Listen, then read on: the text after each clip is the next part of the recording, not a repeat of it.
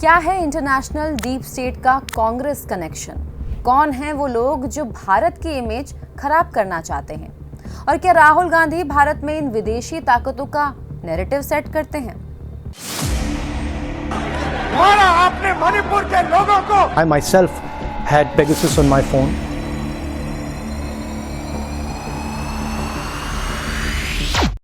नमस्कार, मैं हूं गरिमा और आप देख रहे हैं नो द नेशन गरिमा के साथ।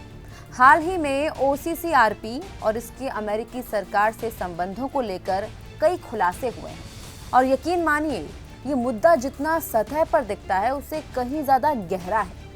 आज हम बात करेंगे कि OCCRP के जरिए भारत को कैसे निशाना बनाया जा रहा है और इसमें कांग्रेस की भूमिका क्या है। OCCRP यानी कि organised crime and corruption reporting project, ये एक ग्लोबल इन्वेस्टिगेटिव जर्नलिज्म नेटवर्क है। पिछले कुछ सालों में इसने अडानी ग्रुप, पेगासस और दूसरे कई विवादों पर रिपोर्ट्स पब्लिश की है, जिनका इस्तेमाल कांग्रेस ने संसद में हंगामा करने के लिए किया है। इन रिपोर्ट्स का एक पैटर्न बन चुका है। हर बार जब OCCRP कोई रिपोर्ट रिलीज करता है, कांग्रेस उसी को पकड़कर मोदी सरकार के खिलाफ एक नया मोर्चा खोलती है। For example, Pegasus scandal. 18 जुलाई 2021 को OCCRP ने दावा किया कि इजराइल का स्पाईवेयर पेगासस भारत में मंत्रियों के, विपक्षी नेताओं के, पत्रकारों और एक्टिविस्ट की जासूसी के लिए इस्तेमाल हुआ है। अगले ही दिन राहुल गांधी ने इसे जोर जोर से उठाया, प्रेस कॉन्फ्रेंस की, बयान दिए और संसद में हंगामा किया गया। ये पेगासस जो है, ये या प्राइम मिनिस्टर ने ऑर्डर किया है या फिर होम मिनिस्टर ने ऑर्डर किया है। ये कोई दूसरा व्यक्ति ऑर्डर नहीं कर सकता है।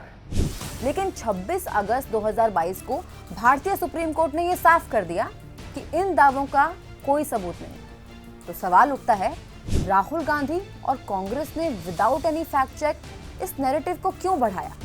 सेकेंड एग्जाम्पल है अडानी ग्रुप पर हमले। हिंडनबर्ग रिपोर्ट को सबसे पहले पब्लिश करने वाला OCCRP था। OCCRP ने अडानी ग्रुप पर कई गंभीर आरोप लगाए। राहुल गांधी और कांग्रेस ने इन आरोपों को तुरंत उठाया और मोदी सरकार को घेरने की कोशिश की। अदानी अदानी अदानी अदानी अदानी। संसद में इस मुद्दे पर कई बार हंगामा हुआ, लेकिन बाद में ये रिपोर्ट्स तथ्यात्मक रूप से कमजोर पाई गई। यहाँ भी सवाल यही है कि कांग्रेस ने बिना किसी सबूत के इन विदेशी रिपोर्ट्स को क्यों बढ़ावा दिया? Example 3, Brazil vaccine deal.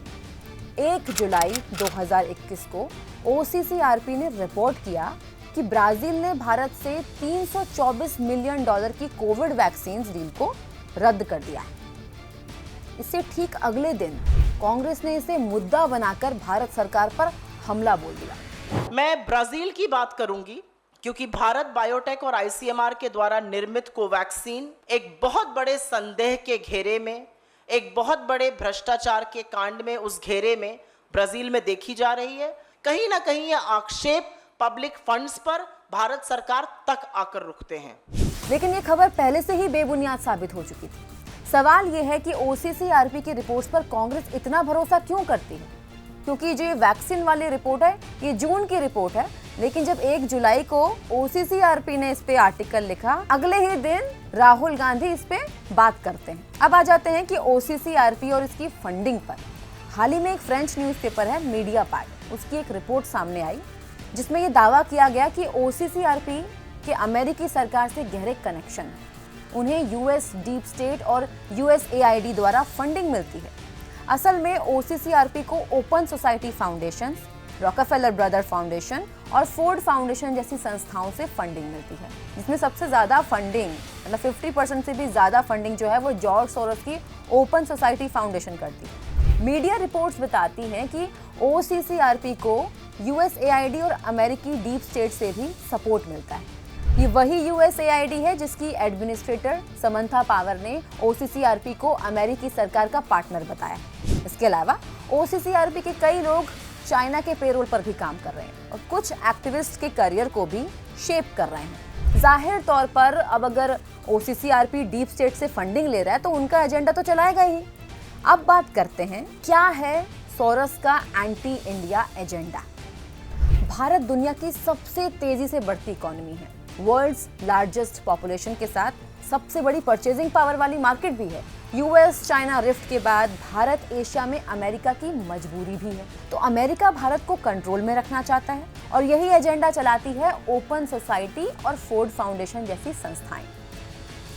Ford foundation ही वो ताकत थी जिसने यूएसएसआर के टुकड़े करने में भूमिका निभाई थी, क्योंकि छोटे देश यानी कि कम ताकत। और अब यही एजेंडा भारत के लिए है, विभाजित भारत यानी कम ताकत। तो इसके लिए अमेरिकन डीप स्टेट का एजेंडा है भारत में लोकतंत्र नहीं है, भारत का कश्मीर पर कब्जा है, भारत में माइनॉरिटीज असुरक्षित हैं और हर वो चीज जिससे भारत की तरक्की होती है डीप स्टेट उसे हैम्पर करने में लगा रहता है। फिर वो भारत की शांति हो, सुरक्षा हो या फिर देश की किसी इंडस्ट्रियलिस्ट का ग्लोबल दबदबा। अब डीप स्टेट का एजेंडा हमारी समझ में आ गया है, OCCRP की फेक रिपोर्ट्स का खेल भी समझ में आ गया है। अब सवाल ये है कि राहुल गांधी का इनसे क्या कनेक्शन है और आखिर क्यों राहुल गांधी इस एंटी इंडिया नैरेटिव को सपोर्ट करते हैं और क्यों हमेशा इस नैरेटिव की आवाज बन जाते हैं। सिर्फ OCCRP ही नहीं, कोई भी विदेशी मीडिया अगर कोई ऐसी रिपोर्ट चलाए जो भारत या भारत सरकार के खिलाफ हो तो राहुल गांधी बिना उसका फैक्ट चेक करे उसके साथ खड़े हो जाते हैं, फिर भले ही उससे देश की शांति, अखंडता या इकोनॉमी को नुकसान क्यों ना हो रहा हो। जैसे BBC की 2002 दंगों पर डॉक्यूमेंट्री हो या फिर मणिपुर जैसे सेंसिटिव टॉपिक्स। यहाँ भी जवाब है फंडिंग। राहुल गांधी के विदेशी फंडिंग के खेल को समझते हैं। राहुल गांधी के करीबी सलाहकार सैम पित्रोडा एक अमेरिकी NGO ग्लोबल नॉलेज इनिशिएटिव से जुड़े हैं। इस NGO को भी वही संस्थाएं फंड करती हैं जो OCCRP को सपोर्ट करती हैं। राहुल गांधी के एक और सलाहकार आनंद मगनाले OCCRP के साथ काम कर चुके हैं, न्यूज़ क्लिक के भी सहयोगी रहे हैं। न्यूज़ क्लिक इस समय चीनी फंडिंग के आरोपों का सामना कर रही है। OCCRP जो खुद को इन्वेस्टिगेटिव जर्नलिज्म का चेहरा बताती है, असल में भारत विरोधी प्रोपेगेंडा फैलाने का एक माध्यम बन चुकी है। अब सोचने वाली बात यह है कि क्या ये महज संयोग है कि राहुल गांधी के सलाहकार और OCCRP के फंडर्स एक ही हैं? क्या कांग्रेस का विदेशी ताकतों से गठजोड़ है?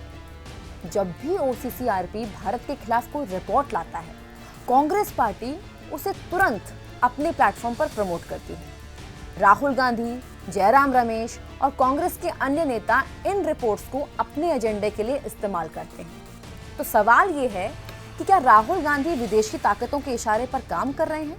क्या कांग्रेस पार्टी इन संस्थाओं के साथ मिलकर भारत की छवि खराब करने की कोशिश कर रही है? क्या ये सब कुछ भारत की तरक्की को रोकने की एक बड़ी साजिश है? आपका क्या कहना है? क्या कांग्रेस और विदेशी एजेंसियां मिलकर भारत को अस्थिर करने की कोशिश कर रही हैं? नीचे कमेंट्स में अपनी राय जरूर बताएं। वीडियो को लाइक करें, शेयर करें और अगर आप हमारे चैनल पर नए हैं तो सब्सक्राइब करना ना भूलें। देखते रहिए नो द नेशन गरिमा के साथ।